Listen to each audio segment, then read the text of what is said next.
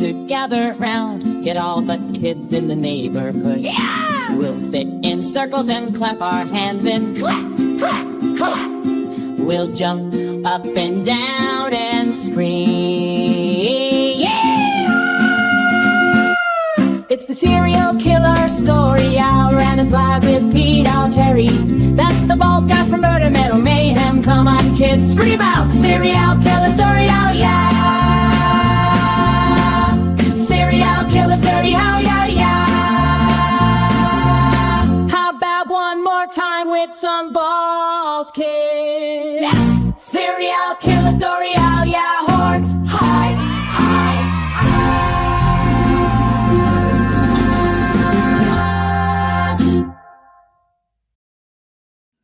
All right, how about that? Best intros in the business. You guys know the deal. Murder Metal Mayhem here to throw down a new serial killer story hour for you.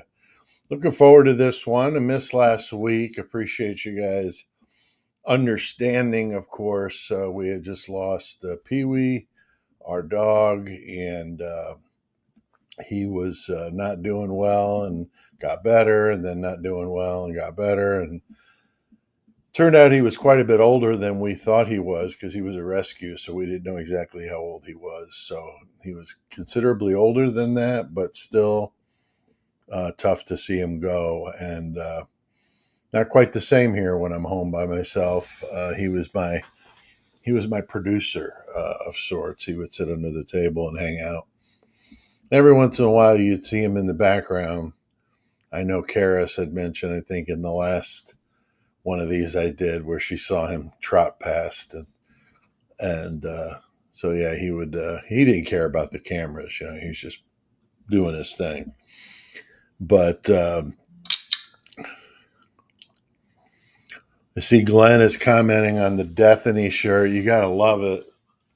You gotta love that, and you can get one for yourself on our amazing merch page. I'm going to talk about that later, but we'll get to that.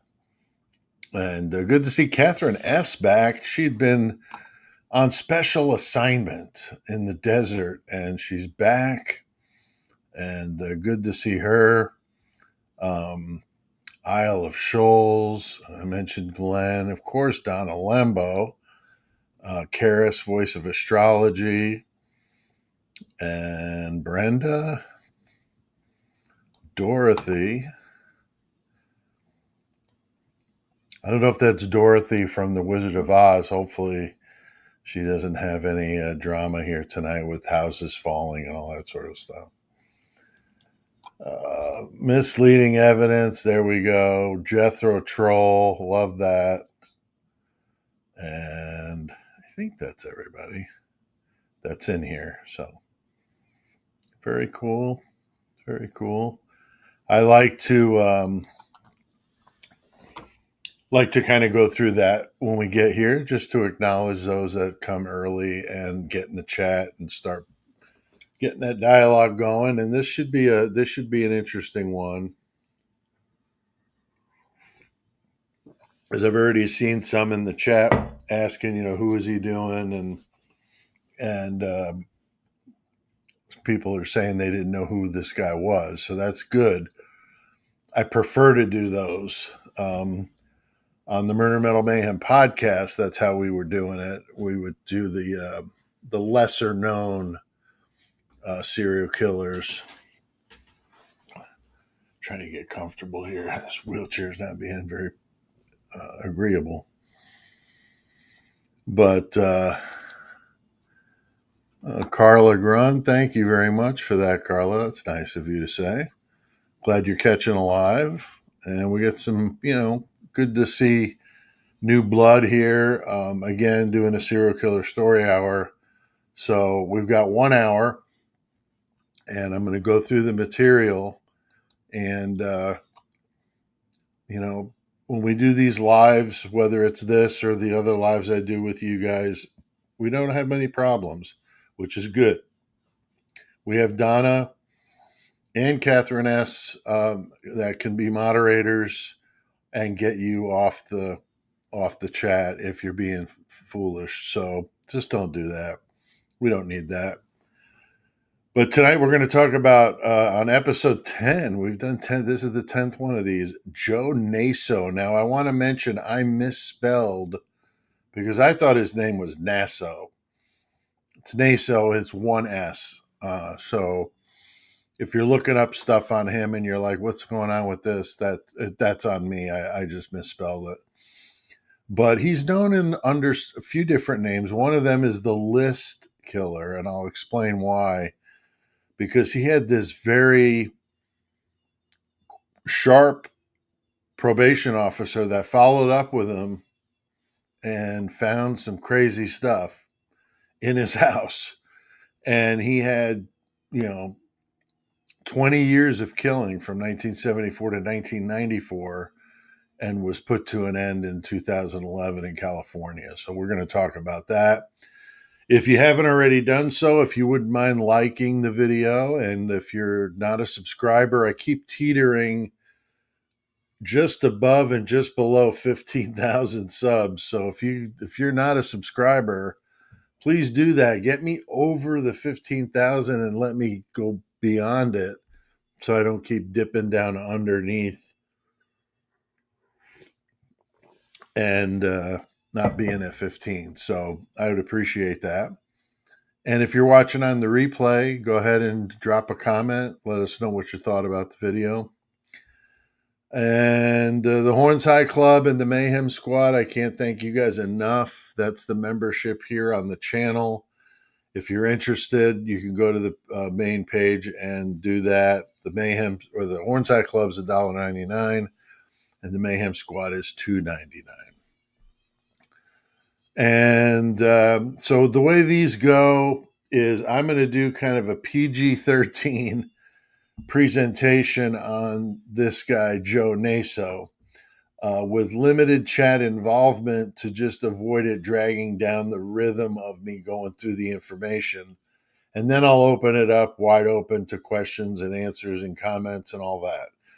Of course, you guys can converse between yourselves, but while I'm talking about this guy, I'm going to be locked into getting through it so it doesn't go over the hour. That's the intent there. So, but I don't see a problem with this one being over on the time, only because there's not a ton of information out there on this guy, but some good documentaries on YouTube, though, if you want to check it out. But before I get started in that, does anybody have anything they want to bring up, about this case or about this guy, if you're familiar with him or not? I know most people are not, but if you're really a true crime nut, then you probably you may have stumbled upon this guy before. But good to see Juan here. Very good, Juan Molina, the Latino Dream. Excellent. All right, so let's go ahead and get going here. So Joe Naso, born January 7th in 1934 in Rochester, New York. That's upstate New York. He had a typical childhood with really nothing that stood out that I recall. He joined the Air Force during the 1950s, so after World War II, and that's where he met his wife. And their marriage lasted 18 years. It was kind of strange because after they divorced, he continues to visit with her. And I wonder if visit with her is code for they were still sleeping together. I don't know. But she was in the San Francisco area. So he kind of hovers around that area. Now, they did have a son who battled with schizophrenia, and Joe would care for him in his later years. Now, Joe was also a photographer. And if you remember another serial killer story hour, we talked about a photographer named Harvey Glattman, who was the glamour girl slayer. And he was the one that would trick the women into taking pictures with him and then handcuff them or tie them up. And they wouldn't be able to get away, and then he would strangle them and kill them. And we've talked about Glatman is one of the ones that you hear almost always when it comes to any serial killer that did anything with tying up women or anything like that. I'm going to turn my phone off or it's going to drive me nuts.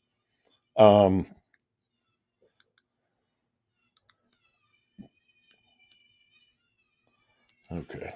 Hopefully that stops it. He was doing what he was doing, and it was just an unclear statement. Provide more context. My phone is being kind of silly here.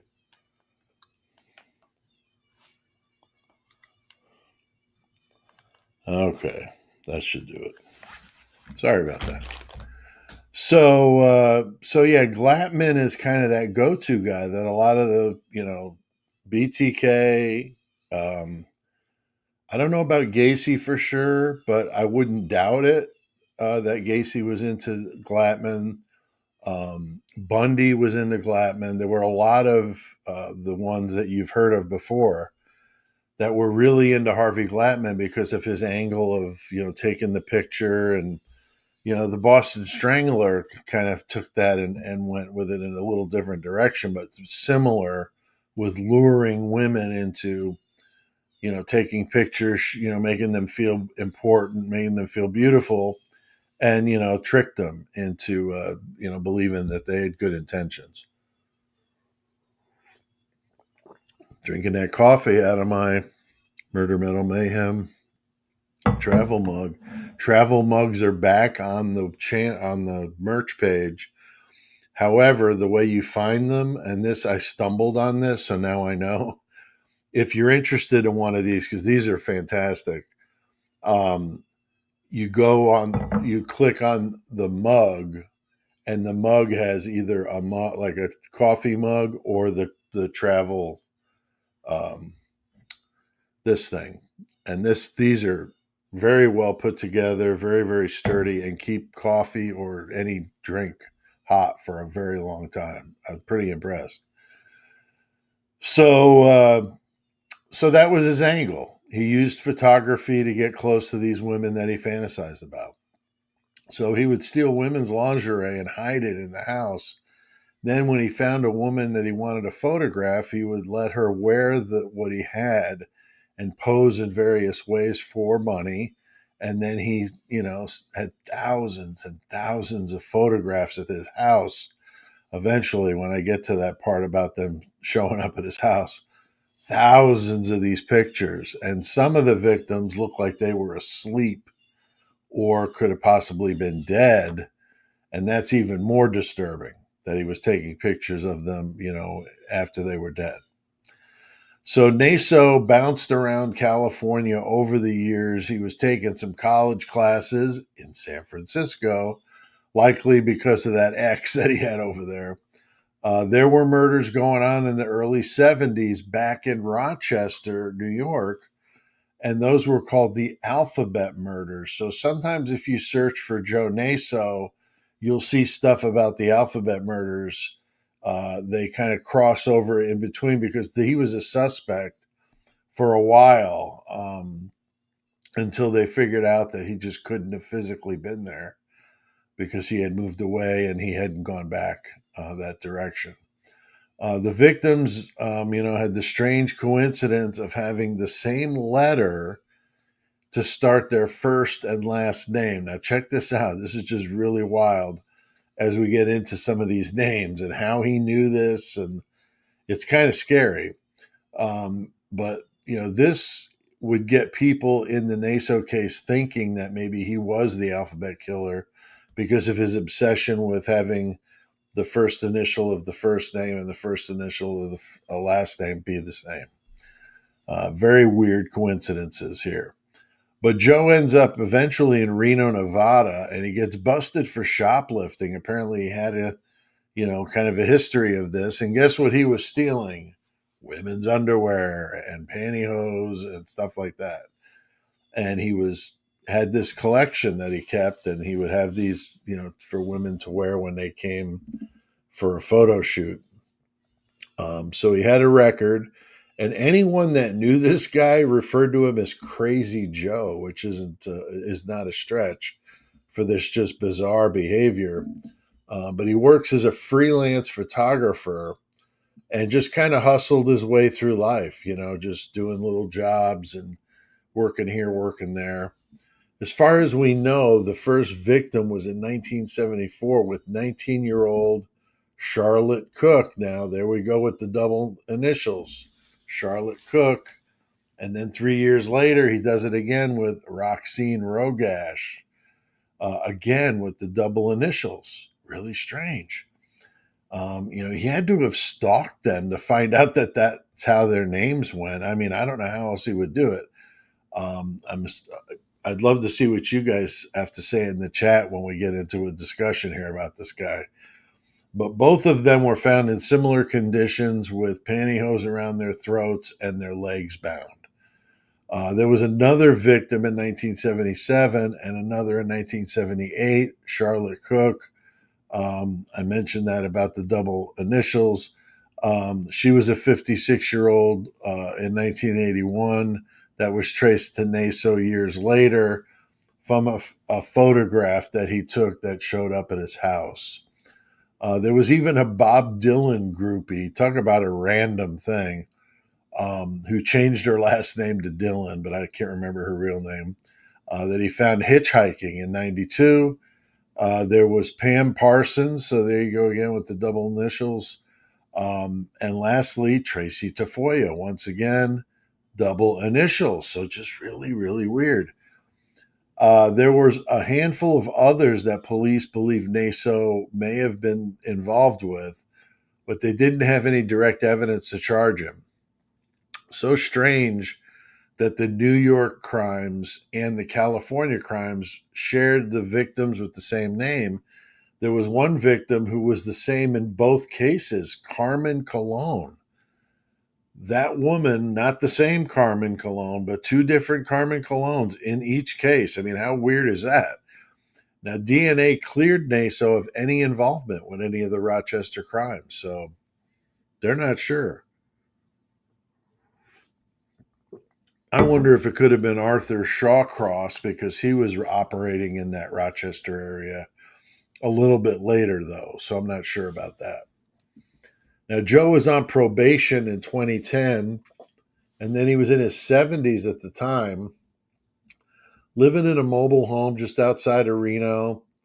His probation officer showed up to check on him, and he's able to gain entry into the trailer. I'm not sure legally how he did that, but he did. And it was like a straight up hoarder house. I mean, like stuff everywhere, piles and piles of these pictures. I mean, the pictures were just unbelievable. The garage was completely filled with mannequins, and he had a display with mannequins made up with the garments that he was stealing, dressed up.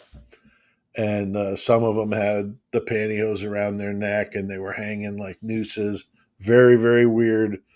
And there were 10 of them. And so there was some kind of weird fixation with these 10. And then they looked at his chair where he sat to watch TV and stuff. And there was a list. I'm going to show you this list of 10 things, phrases, and those 10 were linked to victims of his. So that was like his top 10, so to speak. And it's nuts. And the fact that the double letter thing is just so weird really, really makes you wonder how he was able to do that. But he also had a diary, which really did him in. There was no way he could get out of it. That talked about how he did stalk the victims and how he assaulted them and then tortured and killed each one of them. The list was very strange with like geographic references, things like girl on Mount Tam, whatever that's supposed to mean, and stuff like that. Police got the evidence on 6 of those victims and were able to charge him. So Of the 10, there were 6 they got him on. There is I did see, I don't know if it's a new documentary or a series or what, about him where they're trying to figure out those last 4. So that's a new, like a cold case guy is trying to figure it out. So that's what made me think of him. He was in the news where I saw that special, I think. So in November of 2013, he's sentenced to death. Of course, he's in California, so he'll just sit on death row in San Quentin. And that's the case of Joe Naso. Let me see here. Anybody have any comments about this character here before I show you some stuff? I got some stuff here to show you. Oh, Dorothy, thank you for the super sticker. That's very nice of you. Appreciate that.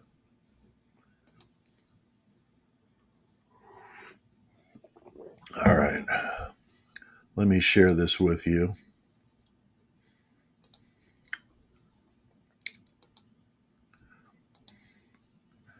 First of all, that's what he looks like now. Well, this is 2013, so he's older now, of course, but yeah, they got him as Crazy Joe, the double initial killer, and they estimate 8 to 26 victims from 74 to 94. So that's Joe Naso. Does not look like some intimidating, character, right? I mean, he looks just like some guy next door to you. That's just so weird. Let me see. There's another. I wanted to show you the list.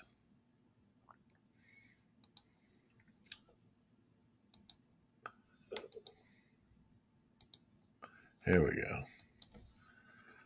So this is what they found. So this is in his handwriting there, right there by where he sits, in his chair. And, girl near Heldsburg, Mendocino County, girl near Port Costa, girl near Logintas. That's the girl on Mount Tam. Girl from Miami, near down. I can't make that out. Girl from Berkeley, lady from 859 Leavenworth, girl in Woodland area, girl from Linda, Yuba County, and girl from MRV Cemetery. So that's what they had to go on. And so they were able to solve 6 of those by looking at, he kept a very detailed calendar of where he was every day and what he did. So they're able to use that calendar and these random clues and construct a possible scenario. And they were able to find these bodies too. So that's what's amazing. Yeah, this guy is alliterative with his targets. That's correct. The double consonant there. Very good, Glenn. You scholar, you. That's a good one. And then Jethro Troll says, found double initials in the phone books. I mean, maybe. But like a lot of these victims, they were varied in ages, but I just find it fascinating that he was able to find victims, that had those double initials, unless, maybe he was using the phone book, I guess. Certainly possible, but very, very weird. But what do you guys think? I mean, did you think it's funny that we never heard of this guy, but he's got quite a few victims, right? But it is interesting how sometimes serial killers are more well known than others that, for whatever reason, just catch in the media, That's why, we've talked about the Idaho 4 before and the whole issue of, did they really think it was going to get this kind of traction in the media? And I think no, which is why I think for some partly that they were, you know, um, not really too careful with the details because they didn't think this was going to get put under a microscope like it has. So I don't know. That's definitely, um, a possibility. Definitely a possibility. All right, let's see. Jethro Troll also asked, did he do those killings in the California high desert? I don't believe he did.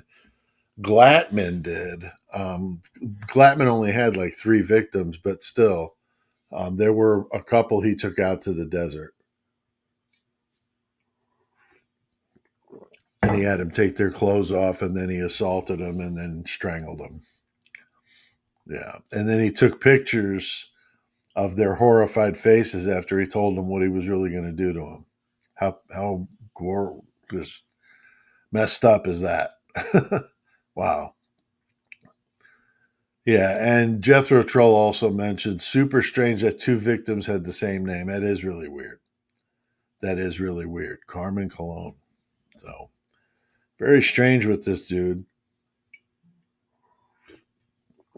I don't think I had anything else to show you about him. I just wanted to show you the list, like in his own handwriting and everything. It's definitely creepy. But did anybody else have anything they wanted to add to this story about old Joe Naso, or something else related to some case that you wanted to talk about? Anybody want to bring up anything while we're together here? Still got a half hour that we could chat if you want to. Catherine S. says the high desert is a scary place. Yeah, I mean, there's a lot of, things that can happen in the desert. I definitely would love to hear more of what you went through, Catherine, but I know you were trying to get on a live and your cell service was bad when you guys went back and to camping and stuff, and you were trying, but I'm glad that you're back and you're safe. But yeah, anybody that lives near desert knows, there's all kinds of creatures out there that would love for you to wander out there unbeknownst and then wind up getting jacked up by some javelina or something like that, because those things are nasty. My dad hunts for javelina.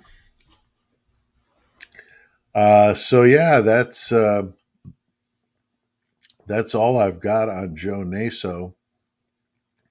Now I was thinking about next week, and I thought, I know a few of you mentioned this guy before when we first started talking about any ideas of people you wanted me to cover, and Israel Keys would be a good one, right? That guy, what a jerk. I mean, those videos of his interrogations just make you want to choke him. The guy was just such an ass, but terrible, vicious. With his kill kits, he was burying it all over the United States, and then setting up these crimes to happen. So he had the stuff there buried in the kill kit. He could pull it right out of the ground and go to town. I mean, pretty scary stuff. Very smart dude. And so we'll see what we get next week with Israel Keys, but I'm looking forward to that one. Let's see here. Dorothy says, same like Idaho with all the unalivings. You're sure yourself and get sloppy. That's how you get caught. Yeah, I mean, I know Bundy was quoted as saying something to that effect. Like you get so used to it that you make stupid mistakes. And he certainly made some that got him caught and got him convicted. So, and he was an incredibly smart guy. But there is one thing I thought I'm going to do a video on this on the channel. I need to get caught up on doing some videos because I haven't done anything for a couple weeks. I've been busy working on my book. It's coming along very well. I just passed 40,000 words, and it's going really well, and happy with how it's turned out so far. About 75% done with the rough draft. So things are moving good. And so I've been so busy with that. I've just really been focusing on it because I've been in a real groove and I didn't want to mess up the groove. But I know I do need to get some videos out. There's Mark and Betty. Morning, Pete. Excellent. From the UK. We got anybody else? Where are you guys? Where are you guys from here? I know some of you where you're from, but anybody want to put up where they're watching from? Anybody in some exotic place, maybe?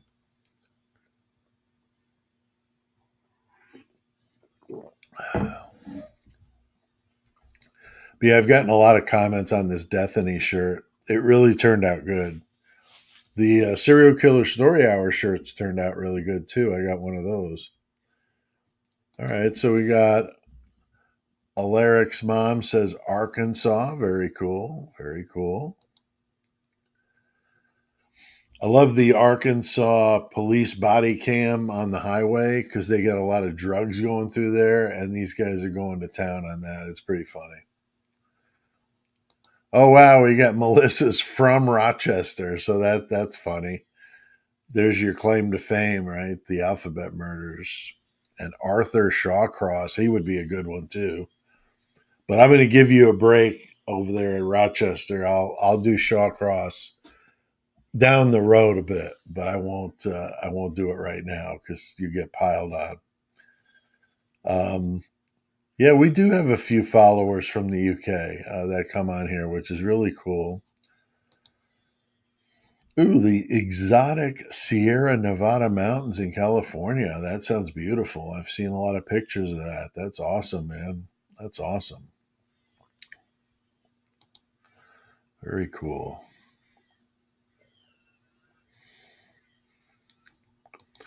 Oh, Catherine asks, when do you get your prosthetic leg? Well, good question.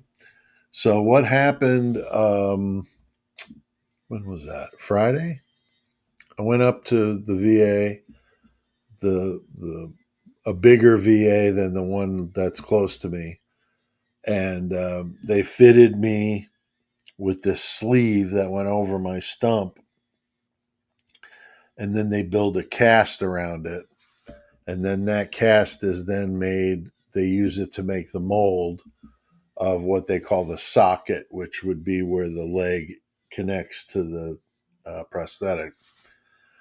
So, with the one they're going to make me first, it comes all clear so that the technicians can look inside as I walk with it to see where it rubs, where it may need some padding, so that this way it's a little more comfortable, and that sort of thing, and that it's not tearing up my leg because that's definitely not what we want.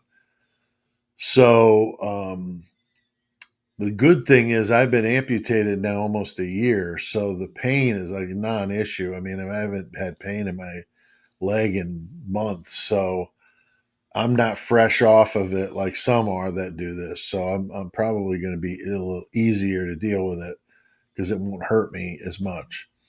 But nonetheless, they're going to make that. It takes a couple of weeks, and then once they get it, I'm going to go back in and start learning how to walk with it. I'll be using a walker, so I'm not going to use crutches, which is good because I think I'd bust my ass on some crutches. So probably better off with the walker, and I'll learn how to walk again basically with it. And then eventually, he said, in about most people take about 3 months and they learn how to walk with it. So I'm very, very, um, optimistic about the whole thing.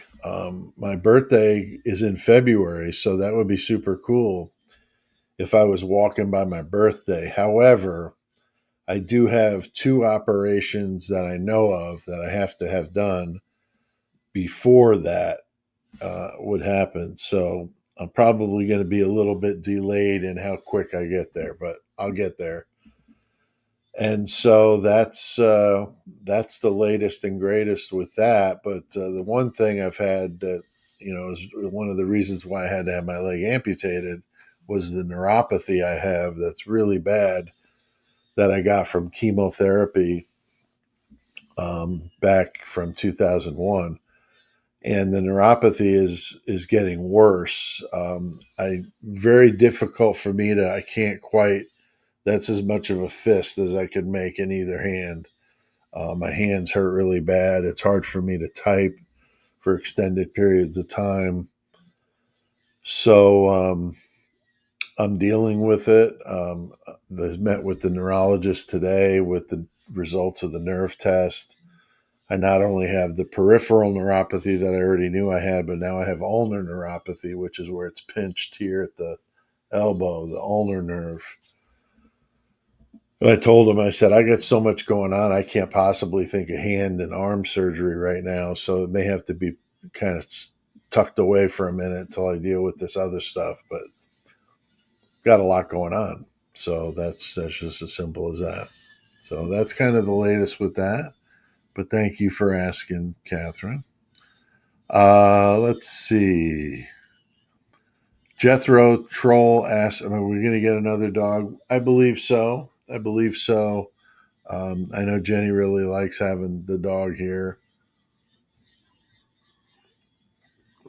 I learned to like him being here. I was not a fan in the very beginning, but I'm just not was never brought up with dogs, My issue with dogs was getting chased on my paper route when I was a kid, So my past with dogs is not the best, but well, that's very nice of you to say, Catherine. We walk it on my leg in no time. You're a tough dude. Well, I'm trying to be. But it's not easy dealing with all this stuff. That's for sure. All right. Question, Pete. Did you get to watch the new Ed Gein movie on Netflix, and what did you think of it? I was hoping somebody was going to ask me about this. No, I have not watched it. Couple reasons. I really was doubtful that they were going to do it right, especially when I saw some of the trailers for it. And they talked about this relationship that he was having, and in all my years of studying Ed Gein, I've never heard of any relationship. Certainly nothing like they were trying to portray. So I think, like most of these docuseries and documentaries about true crime, a lot of the details are exaggerated to make it fit a more compelling story. Maybe that he had the love interest part of it. I don't know, but I don't want to watch it if it's that off. Now, I have friends that have done serial killer documentaries that are real into that whole serial killer community with others that do that kind of stuff, and they're pretty hot. I know Harold Schechter, the author. I've interviewed him twice for the channel. Harold is hot. He thinks that they stole some of his content from the book that he wrote about uh, this dude. So he's written books on all of the heavy hitters, but Ed Gein was one of them.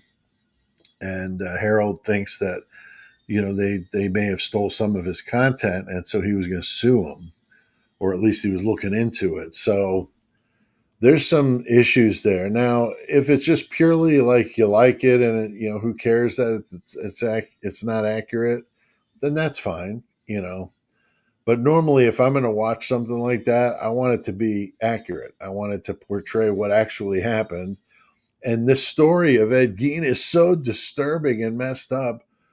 I, for the life of me, don't know why they don't just talk about it like what happened there, I don't understand why you would do a story about a dude like that and then shy away from the gory detail. I mean, this guy was beyond warped. I mean, beyond warped, wearing his mom's skin and dancing around outside. And wow, I mean, he was off the chains, off the chains. So no, I haven't seen it. I'm sure some of you have. What did you guys think about it? Did you guys like the Ed Gein stuff?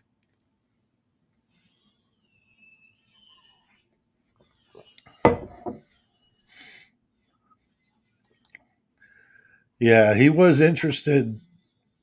I'm not sure in what way with her. I think it was because she resembled his mother.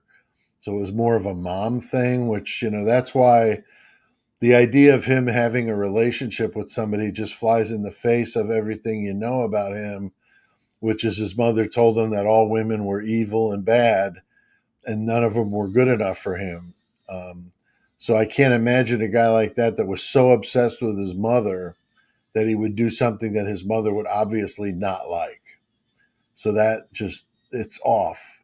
If I was writing a character, that would be a glaring issue of a trait that the character has that doesn't line up with the rest of their beliefs and their ways. So it just doesn't pass the smell test. It's like the Idaho 4. It just doesn't, that doesn't seem right to me. Doesn't seem right. Voice of Astrology says he's beyond sick. Yeah, I mean, the box of vaginas that he kept and shrunken heads and all sorts of weird stuff. I mean, this dude was whacked. I mean, really was whacked. That's why, he spent his days in a medical psychiatric hospital and just sat there looking out the window for 20 years or however long it took him to die. He died in the 80s, I believe. So, all right. So Catherine's asking about some new merch. So here we go, Catherine. I'm gonna while we're on this here, I'm gonna go ahead and pull up the site so I can actually show you what I'm talking about. So I'm going to share the screen with you guys.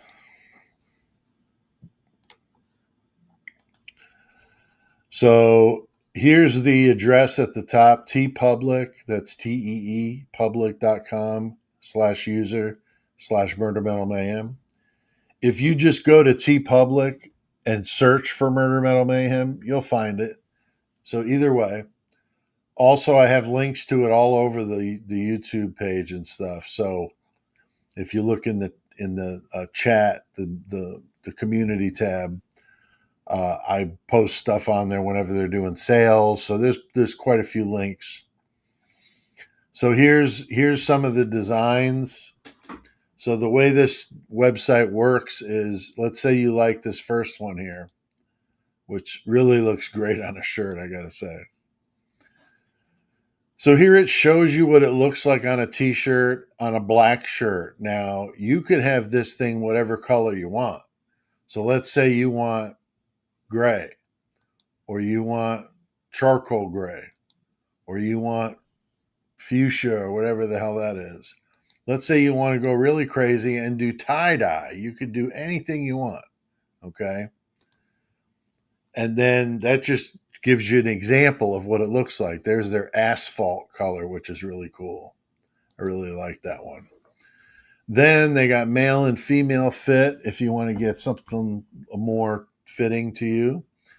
Then they got 9 different options on the type of shirt you want. You want a V-neck? Do you want a classic shirt, which is what I get? A heavier shirt, tall, tri-blend, active. I mean, you could go crazy with it. Then sizes, small to 5X. That's awesome.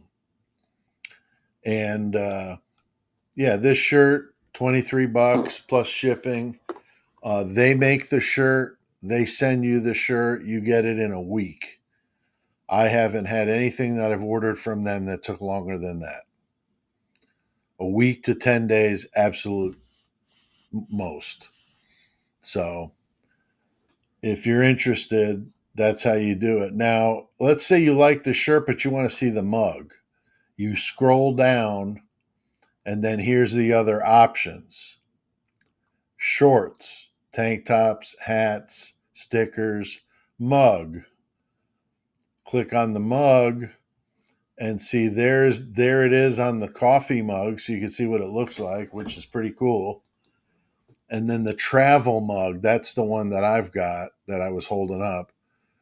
That's cool because it's kind of split on each side. And then you can zone in on just the graphic if you want to really see what it looks like. And that's how it works. And you could pick from any of these designs. I've got my Meanwhile in Idaho. I got the Moscow Evidence vending machine with the knife sheath there. Payne getting the knife sheath. Just being silly. I just closed that out. Oh boy. All right. Well, I'm going to put the link up here in a second. Let's see. Here we go. So that's the address again. All right. I'll leave that up there for a minute or two. But yeah, the merch is really great. I got the hat there in the background.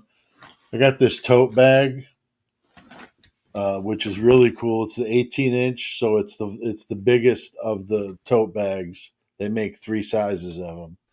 I'm using it for like cords and little things that I need when I record. Very handy, and it's really sturdy too. It's really good quality. That's why I bought a lot of the stuff, just to make sure that it was legit, because I didn't want you guys going and buying stuff that's just crappy. So yeah, Donna's got one of the mugs. Very cool. No issues with the dishwasher. That's good to know. That's good to know. Got somebody else from the UK here, Broadstairs in the UK. Excellent. Excellent. All right. Does anybody else, anything else you guys want to chat about here as we kind of wind this thing down? Like I said, I always keep these under 60 minutes. So there's some info there if you're interested in giving a tip or anything like that. That's up to you, of course. I do these every Tuesday at 7 Central. So if you're interested in doing this every week, that would be fun. You come on and join in on the fun. Keeping them simple. I'm not worried about numbers. I don't care how many people watch it. I just want to do it because I enjoy it. And if I've got an audience and you guys are great, that makes it even that much more fun.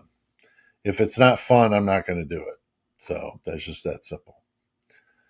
The memberships, $1.99 or $2.99 if you're interested in any of that. Of course, you can help for free by just liking the video, subscribing to the channel, and leaving a comment if you're on the replay crew. That always helps get it out there to more people. So very cool. Very cool. All right. Let's see. Anybody? Last call. Oh, here we got a question here. Jacob Monster 999. Question, Pete. I've always wondered about the Idaho 4. Is with Bethany and Dylan the only ones in the house the night? There could have been others, and what happened to them? Yeah, I mean, that's certainly a possibility that there were other people in that house that, I mean, I think there had to have been for it to happen the way it did.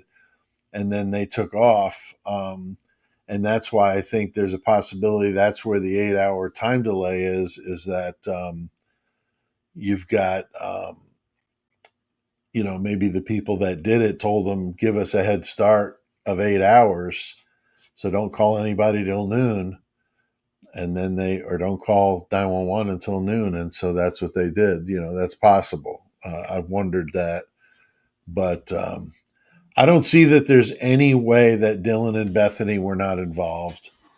only because they lied right out of the box when the police showed up that morning, where they lied and said they were sleeping and all this crap. So why would you make up a lie a few hours after these crimes happened unless you were somehow either covering for somebody else or covering for yourself or both? So to me, I don't see any other way around it. I think anybody that denies that is just got their head in the sand and they're not paying attention, because I think the Bethany thing is legit. And I wouldn't be surprised if they were actually involved in the crime itself. I don't know that, obviously. I'm just surmising, but I'm just saying that, you know, they've got a lot of explaining to do, and they certainly weren't doing any explaining in those interviews where they were tap dancing around. I mean, it's ridiculous. Totally ridiculous. So,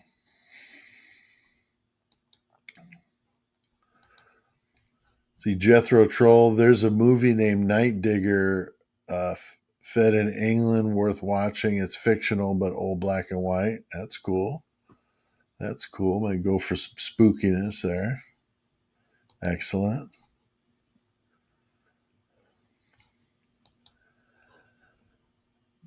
Yeah, I did. I did hear about this. Karis from Voice of Astrology asked, "Did you hear the news today that prosecution was going to call Brian's sister as a witness, and that's why Brian pled guilty?" Um, I did not know that. I saw that though today, that she was a witness, but I didn't watch anything or read anything about it. So that would make sense. I mean, I do think that the pleading guilty was to cover, to save embarrassment for his family and to avoid, them getting mixed up in something. That's why I think, you know. But Melissa says, sometimes I wonder if they were there at all. Yeah, I mean, that's another possibility, is they took off, I think around 2. That's another theory I've had. They took off around 2 and they did all their crap off site with their cell phones. I mean, nobody would know where they were. And then showed up at the house early enough to, not be seen. I don't know. I mean, I'm surprised that nobody said anything about seeing them come out. It's just, I don't know. There's a lot of people around there. I'm surprised that hasn't come up. But very, very interesting. Yeah, that the sister was on the prosecution list. So, we've heard that, that they were the ones that turned him in. So I don't know. So, all right. Well, with that, I'm going to go ahead and call it. I think that we had a good discussion about Joe Naso. If you're interested in more, you can do that. Like I said, there's some good documentaries on YouTube. But like I said, watch the Alphabet Murder stuff. Not that you don't want to watch it because it's interesting, but that's not been linked to him, even though some of them were done before they knew that. So just keep that in mind. Keep that in mind. Yeah, Catherine S. says, I can't comprehend why Brian pled guilty. I know it doesn't seem like it makes any sense. I agree with you, Catherine. I really do. She says, if I were in Brian's shoes, I wouldn't feel it was worth my life in prison to avoid embarrassing them. I mean, I agree. If that's what it was for. I wondered if it was that he was told if he didn't fall on the sword that they were going to do a hit on his family. And that's why he did it, was to save his family from something like that. Now that I would see more so than what you're saying here, just doing it for the embarrassment. So very cool. All right, guys. Well, good to see you all. I'll be doing a live either Saturday or Sunday. I haven't decided which. I'll post it up on the channel, though. So if you're around and want to drop in, we'll do an open discussion of true crime there. We'll catch up on things.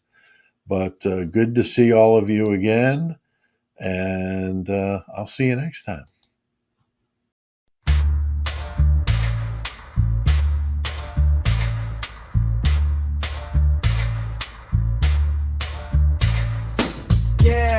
Yeah, I've heard it all before. It's just the outro and I'm out of here. If you did, you wouldn't be loving this sick, weird groove. Thanks for watching, leave a comment to help us get out to more. Smash that like and subscribe before you go. You must be some high achiever to watch this whole thing. Copyright 2025 by Horns Hop Productions.